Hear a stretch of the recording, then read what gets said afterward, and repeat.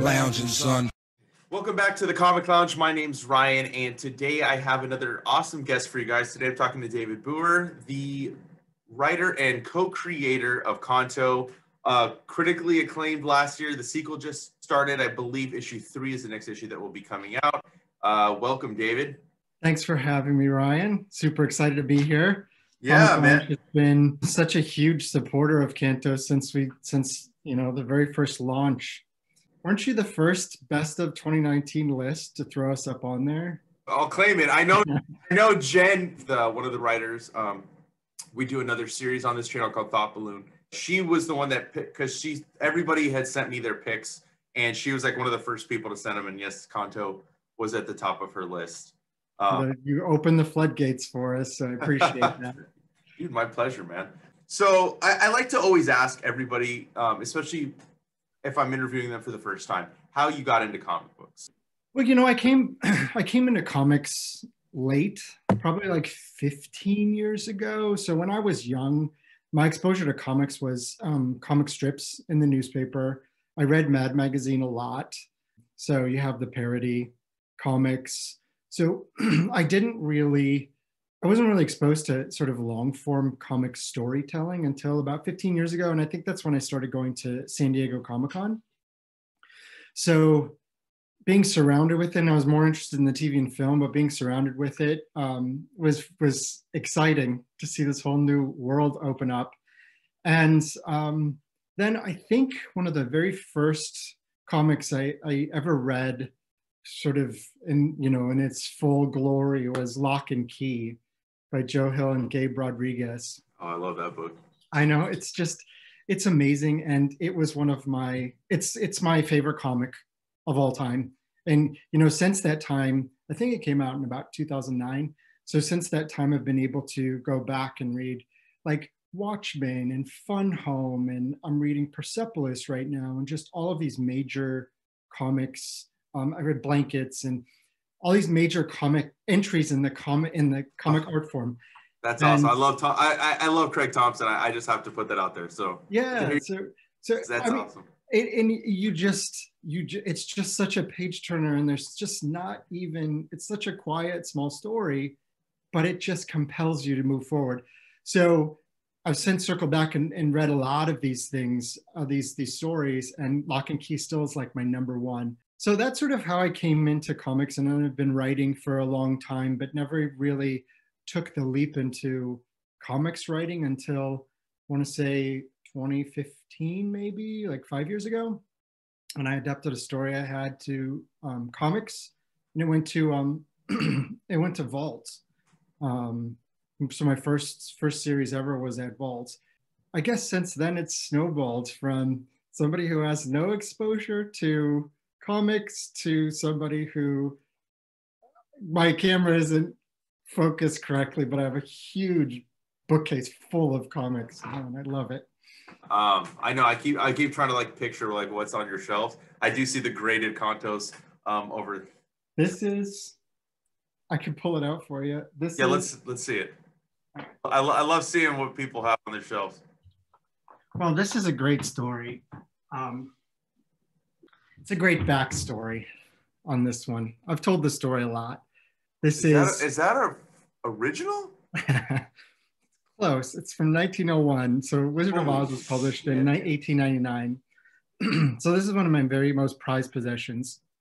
Not because it's, partly because it's a great story, and I love Wizard of Oz, obviously, with Kanto. But I grew up in the Midwest in Ohio, and in my small town, when I was about 12 years old, I went to my library where I spent all of my time, and they had a used book sale. And one of the books that they had, as a 12-year-old, I spent, I think, $10 to buy this as a 12-year-old.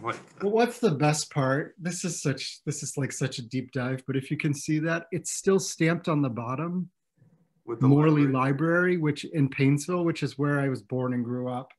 So it's just such a prized possession of mine. There's that, and then I have my graded Kantos over here. Dude, I mean, I'm a huge bibliophile, so that's really dope. Like, oh, here, I'll just tilt it a little bit more, and you see all nice. are all, there's 36 in the original Oz series, there's 36. Right. And so I'm just continuing to build my collection. That's awesome. Extensively, but. And I know that obviously Wizard of Oz plays a big influence on Kanto.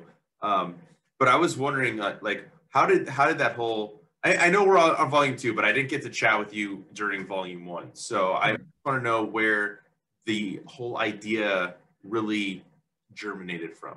So Drew Zucker, who's the artist and co-creator of Canto, and if you know Canto at all, you know Drew is, you know, just the heart and soul of the story. No pun intended. So he approached, we wanted to work together, and I reached out to him for another project, and he wasn't available. So he approached me afterward, and he said, hey, I have this character and this idea for a story, and he sent me an early version of what would eventually become Canto. And I have to tell you, within half a second of getting that in my inbox and opening the file, I was like, I don't know who this is. I don't know what the story is, but we're telling it. I just thought it was such a compelling character design. It was like sweet and edgy and sort of steampunky, but also kind of, they call it in Japan, they call it kawaii, which is that cuteness to it. Right. So he had an idea for a story which was much darker and more adult, for like a Dante's Inferno twist to it. And so I wanted to do an all ages book. And so we got together and I started teasing out a story that was part Inferno, but then really a lot of influence with Wizard of Oz. And it just sort of snowballed from there, and it sort of all fell into place, which is great. Just as a side note, any of you writers out there, if you can find an artist where you can just work in tandem to develop a story, it's a brilliant process, and we've had such a great time with it.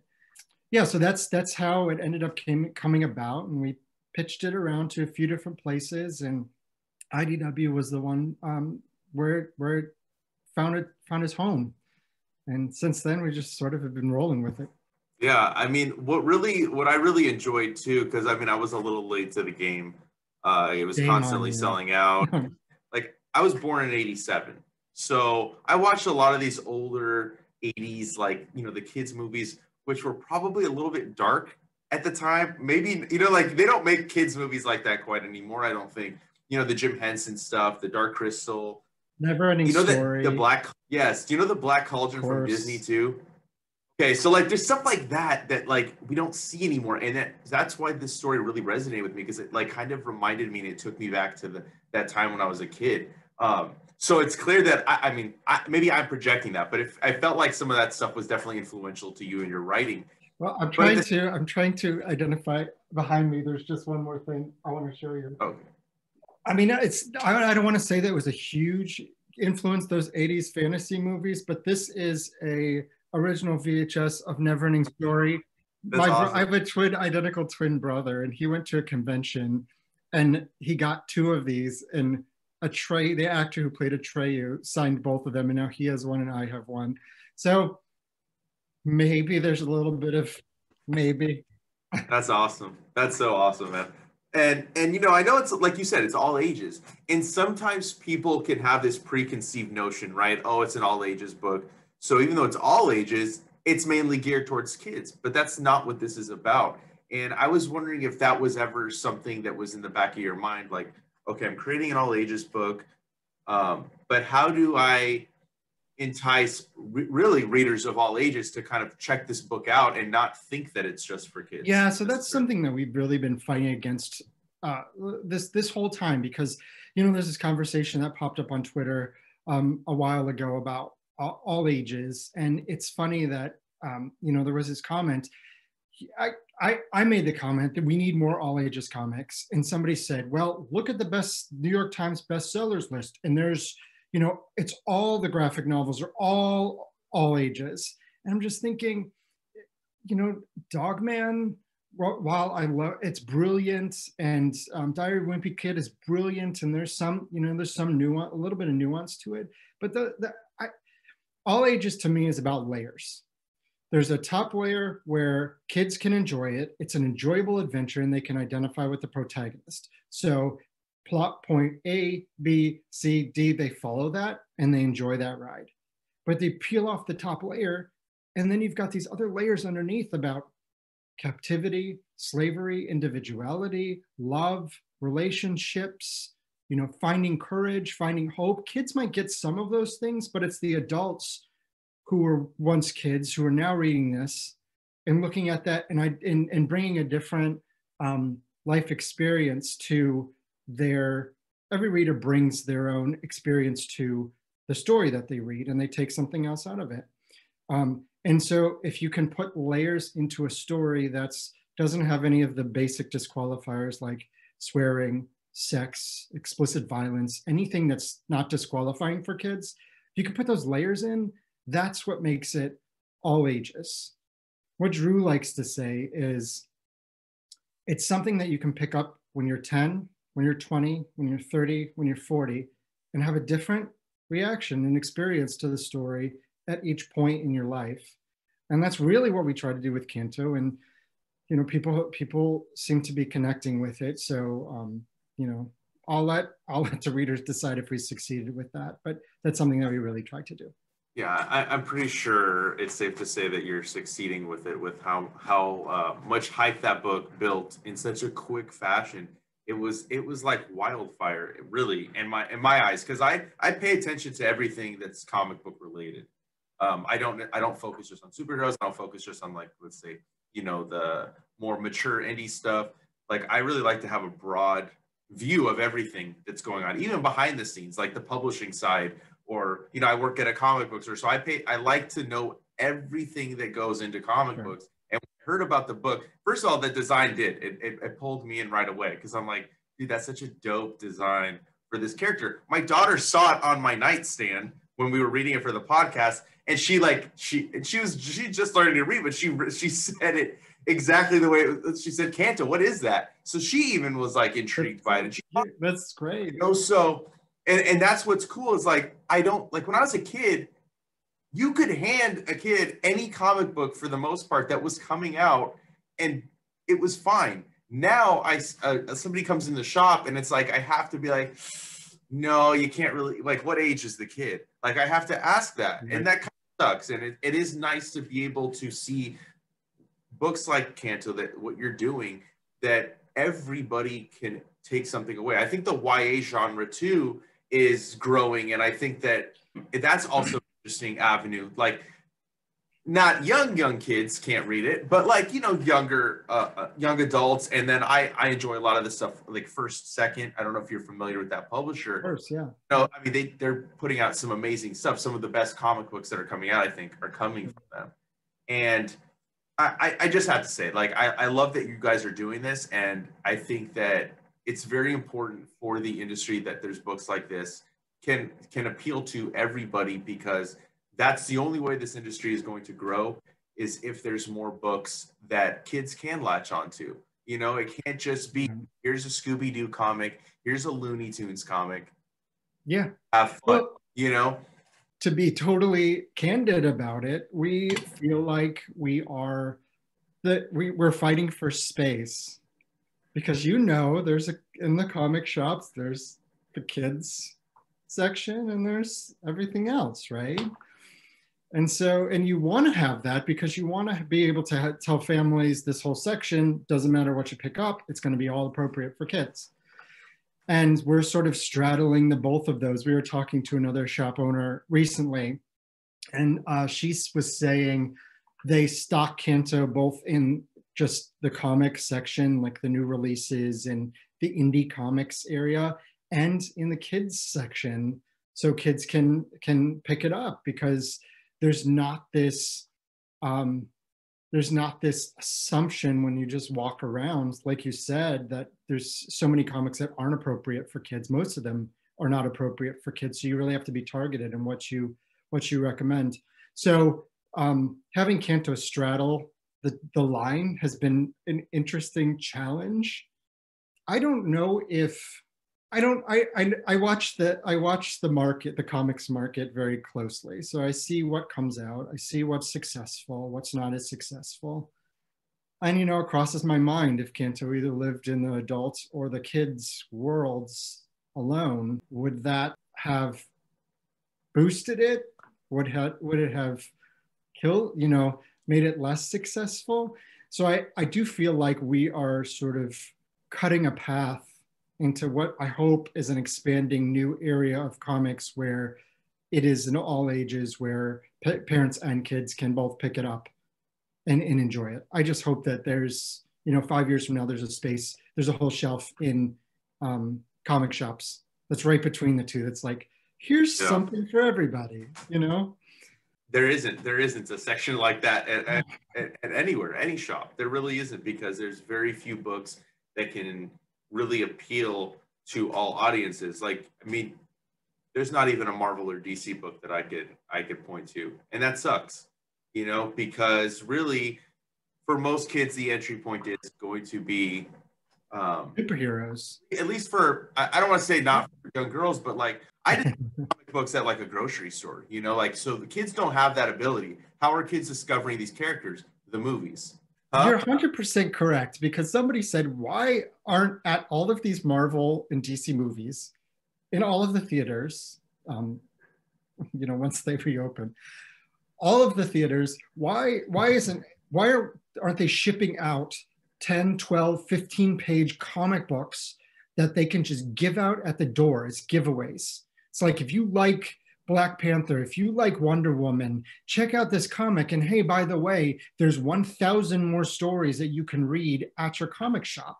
It would help the comic shop so much if there was even a little bit of a tie-in, little bit of a boost or support from the studios. It's not, comics aren't like making $1 billion in comic shops, individual ones, I mean. So, maybe someday it'll all get integrated, Ryan, someday. Yeah, I know. It's, I feel like it's a constant battle, a constant conversation I have with a lot of my friends. It definitely comes up frequently on this channel, no matter what video or whatever book we're talking about. Look, I mean, even with you, we're talking about Kanto, and it somehow comes back to this about, readership and how to grow it. But I do want to talk more about Kanto. Let's talk about, I mean, so far you have done one completed miniseries. You did a one-shot to kind of bridge the gap between 1 and 2. Here's the volume 1. And I'm ready for you, dude. I'm ready for you. and now we have volume 2 that's going. What are the plans moving forward? Is it going to be a continuous miniseries, volume after? Is that how you want to do it? Have you thought about maybe starting an ongoing and then just breaking it up? Each arc is a different title or whatever, or how do you want to continue to approach this series? I can't tell you anything because I'd have to come over to your house and hurt you. Okay. No. So yeah, we have plans to move forward. We are already sort of working on that. There's going to be we will let all the readers know in very short order what the future plans are, but I can confirm that there are definitely future story plans. We talk a lot about one of the big influences on Kanto has been Lord of the Rings.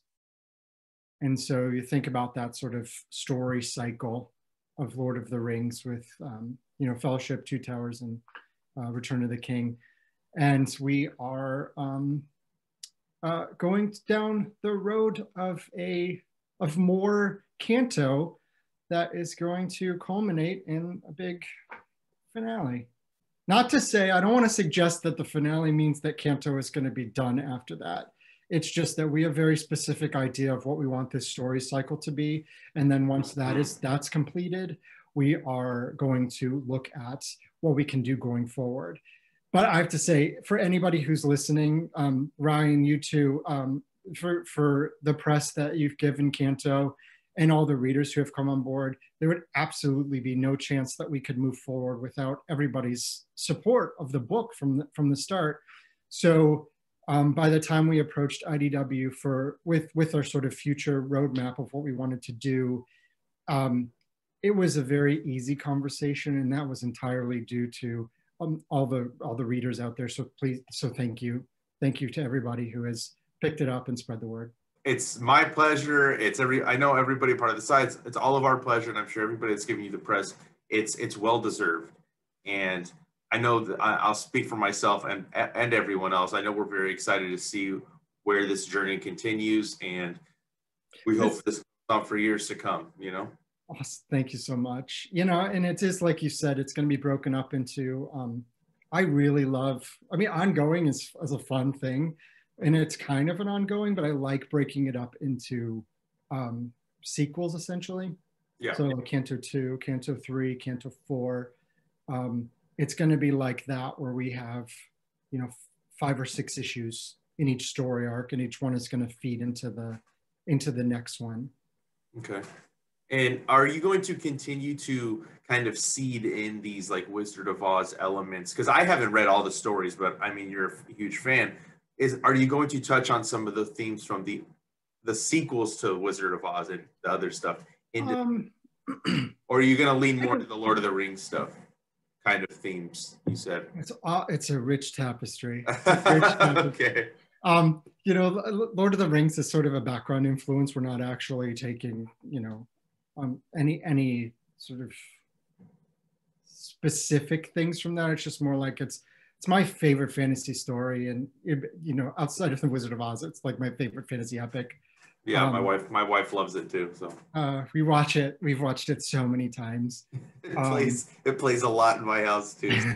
Sometimes too much. Where I'm like, dude, maybe give it like a week before you put. Amazon just had put up for pre-orders like this beautiful 4K huge box of Lord of the Rings, and it's just like you look at it and it's the light of heaven is just shining on it. It's just amazing.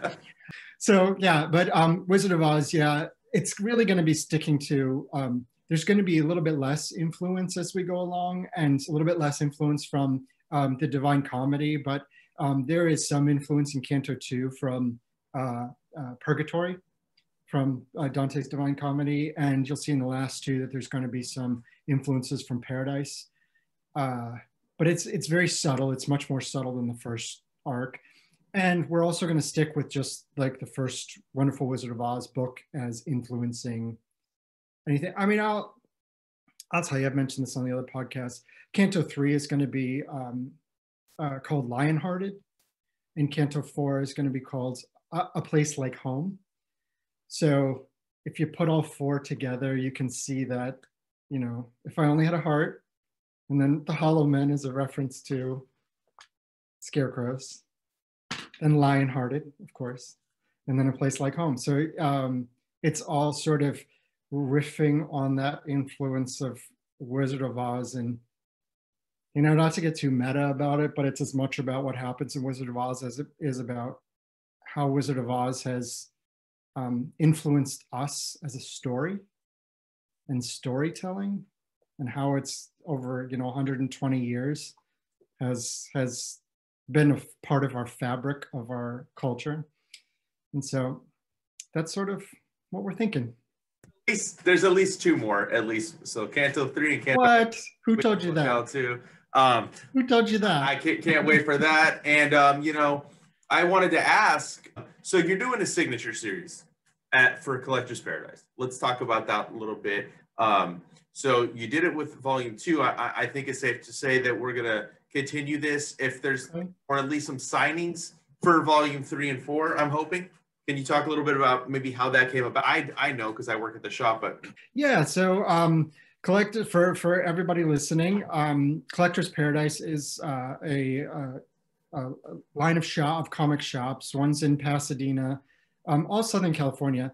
One's in Pasadena, which is right close to my house, and then one is Winnetka and NoHo, North Hollywood. No, yes. Yeah, so there are 3 shops, and Ed is the owner is fantastic, and everybody at the shops have been just wonderful. And so Ed approached me to do this new program because we're all in lockdown. I'm not doing any signings unless they're remote signings. And he had this great idea. For cover price, you could pre-order all 5 of the issues of Canto 2, The Hollow Men. And every month when an issue comes out, I go into the shop on the Monday before, I'll sign his stack that he has ordered, and then he puts them together, and he will ship, the shops will ship worldwide. So you can pre-order at cover price, which I think is really cool. So $20 plus shipping, you can reserve all 5 issues signed. And from what he's told me, it's been successful. And I think the success has really come from, if it was just limited to the shops, you have Kanto fans that come in the shops, but the people around the world who may never have an opportunity for us to be in the same room together, and certainly not right now, to be able to reserve this for not very expensive, I think it's just a fantastic program. So Ryan, you let him know that I am here for a signature series for Canto 3, 4, whatever he wants to do. What is the main message that you hope people pull away from? You answered your own question. It's hope. Yeah, I mean, that's really the beginning and sort of end of it all is hope. It's the people who have connected with Kanto, I feel like have connected because they see somebody who, no matter how hopeless things seem, he just keeps pushing forward.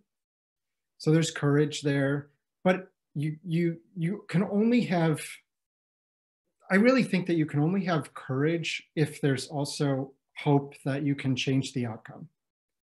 So that's why that's why I think that there's a connection there. So the message that I would love to send in this time of great calamity in all sorts of different ways is that you just hold on to hope. Hold on to hope. Kanto didn't have a name. He didn't have a heart. He couldn't love somebody, and he has a name. He loved somebody. He went on an adventure not for himself, but to save somebody else. You'll see that continue on as his story goes on. There's more and more asked of him as a hero, and he has that self-doubt, and he'll always have that self-doubt, but it's always drowned out by his hope that he's going to make things better. So I think that's the main message. Every volume is going to have its own sort of theme to it, but at the end of the day, it's about holding on to hope and not letting go of that, no matter how hard things seem to be. Are you going to flesh out more of the backstory of the world? I'm just going to roll with it. It's so funny. People are so trained to want to know everything about every little corner of this world. And I mean, I love it, but it's also, we made a very, very specific choice to tell a story that was about a character that was set in a world that will eventually be explored, but nobody's going to care what's in this little corner of this continent over here unless you care about the person who's going to explore it. And so we very much wanted this to be, and if you really dissect the storytelling in Canto, If I Only Had a Heart, it starts very specific. It's like a pinpoint in this world of this one tiny character in his circumstances. And when he steps out, you see more of his world, and then you see more, and we're peeling away layers. And as we go ahead and explore it, yes, of course, we're going to explore more of his world, but Kanto is the reader, and the reader is Kanto. And as he discovers more about what's around him, the readers are going to discover that. So the answer to your question is yes, we're going to explore a lot more of this world. And the way we're going to do that is putting Kanto into new places and new adventures with new friends and new foes. Fair enough. Was that unsatisfying? No. It's fine. Yeah, it's a good answer. But don't you agree that people? I mean, no. I always need to know. I like the minute I learn a new character, I want to know, and maybe that's just I like continuity too in comic books. Like I like the legacy of characters and knowing where they came from and then where they end up. So like, yes, that is the way I usually look at a comic book. I'm like, oh, I want to know how did we get to, even though it's the first issue of a new series, how did we get to here? I need to know behind, you know, what came before. But can you imagine how satisfying it's going to be 5 years from now when we have the same conversation? You're like, oh my God, this is what this meant before the first issue. Yeah. Before the first story starts. Yeah, and I guess that I can wait if I have to. You know, I do. I just want to know right now. Carrot. You know what I mean? Yeah, It's you're the dangling carrot, the right? carrot. Yeah. I do want to ask too.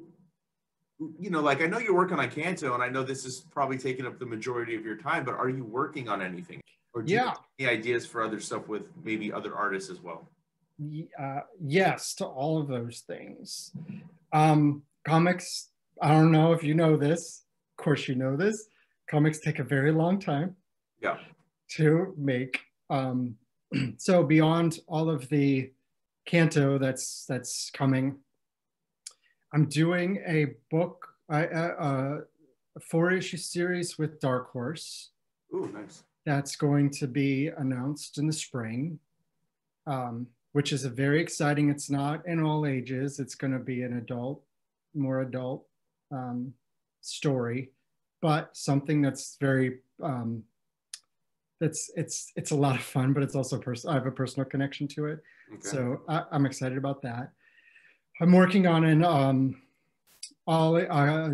middle grade original graphic novel. That's also I've got a personal connection to because it's sort of set around my childhood in Ohio, growing up in Ohio, right on Lake Erie. And I just love it. It's like a Goosebumps Scooby-Doo type thing. Oh, cool. So that's a middle grade. And then I've got a couple other things that are in the very early stages, but, and I hate doing this because it's like vague tweeting, and it's like the bane of my existence is vague tweeting. But there's other things going on that I really, really hope that will make, you know, that we can talk about very soon. I want to ask also, what books are you currently reading right now? I know you kind of talked about some of the, you know, stuff that once you got in, Lock and Key, all that stuff, but what is coming out now that is really exciting you, or even creators that you're following right now that you really are into? I'm behind on my reading, so I'll preface it with that. I think all of us have a huge pile of books. Yeah. So what I have, there's one book that I really enjoyed that I just read the first issue of. It's X-Ray Robot from Dark Horse. I just love the art on it. I know. Michael Allred's amazing. Oh, right. Yeah. I just, as soon as I saw the cover, I'm like, this is everything I love, because I love vintage throwback, you know, 1950s comics, 60s, you know, Silver Age feel to things. Not as much like the modern gritty stuff. So I love when comics come out that feels that way. I'm reading Sandman. I'm going through Sandman, which I haven't read yet. So I'm in the fourth volume. I always plug this one. So I've been reading Mouse Guard and like I mentioned, Persepolis. I've been going back and reading some middle grade stuff. So Amulet. Okay. Yeah, I know that book.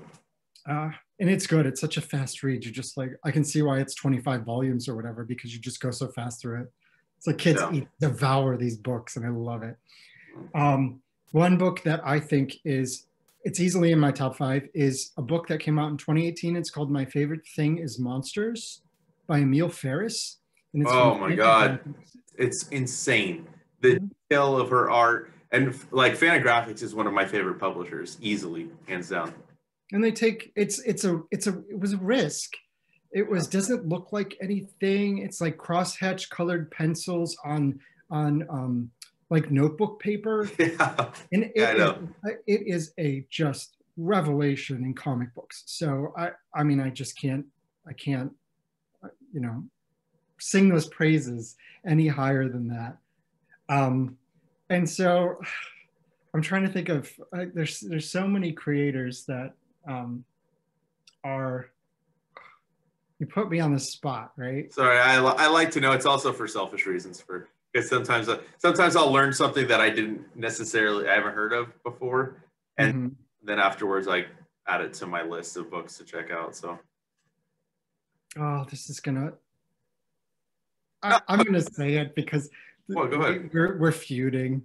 Frank Gogol. What? Look, he's great. No, we're not feuding. I'm just kidding. We're good friends. He's putting out great books. He just announced Dead End Kids 2. Right. Philip Sevey, he's wonderful.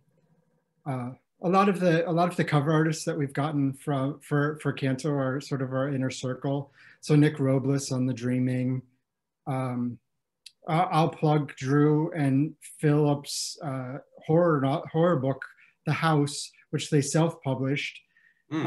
Great horror trade, 7 issues, I think. And they sent, I think, 30 copies to a shop over in Ireland that's really supportive, and they sold out in like 3 hours or something. So it's something that I would recommend to everybody. It's on Drew's web store, so you can pick that. Awesome, man. Who's exciting you? Oh man, fuck. So turnabout. I read so much constantly, because not only do I read for myself, but sometimes I will read books that maybe I normally wouldn't read. Just, you know, like first issues when they come out, so I could talk about them at the shop. Gene Luen Yang's Shang-Chi that launched last week was really dope. Joshua Williamson just ended his Flash run, and Flash is my favorite character in comics, so that was really cool.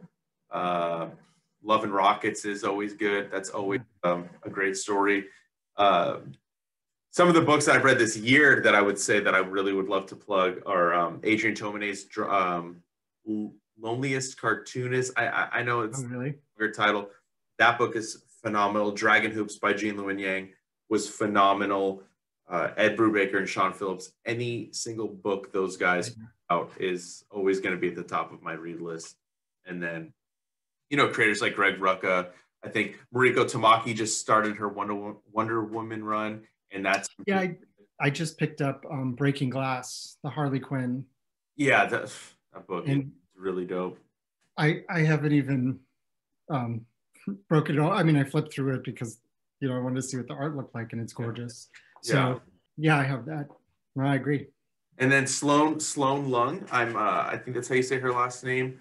A Map to the Sun that just came out from First Second not that long ago. That book is something else, man. Like all the, I don't know if it's necessarily chapter breakdowns, but it like every 3 pages, the color of the paper changes. So it's like bright pink, bright orange, green, purple, blue, and it's like, what does it look like on the I'll show you. Yeah, pretty much. Or hold on. I love it. I love it. I mean, it's just, I mean, look at the cover. It's phenomenal, and it's all right. Tell Ed to put it on to reserve me a copy and pass it to you. Okay, all right, I will. It's so good, and you know, like I said, like First Second has become one of my favorite publishers. Fantagraphics has become one of my favorite publishers. I love Ed Piskor, Jim Rugg, you know, the Cartoonist Kayfabe channel. Huge fan of work.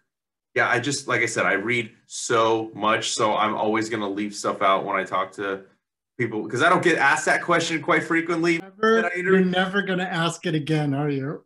No, I will always ask you guys. I don't always get asked myself, so like I'm never prepared for that to come back at me, you know? But just put on my headphones and start interviewing you.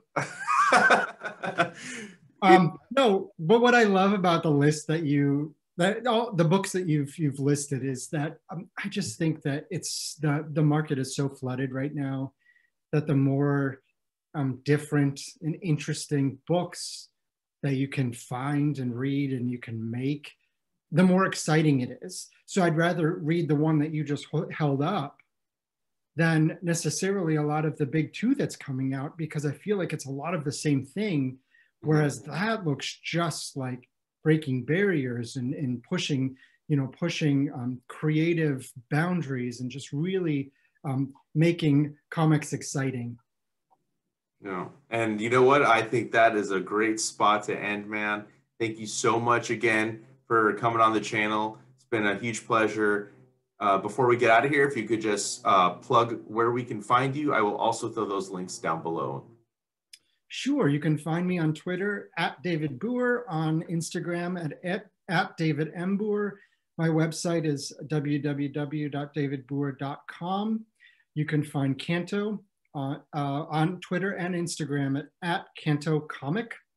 And you can find Volume 1 of Kanto wherever books are sold, but mostly at Collector's Paradise. And look for issue 3 of Canto 2 coming out at the end of October. Awesome. Thank you so much again, and can't wait to do this again, dude. Thanks, Ryan.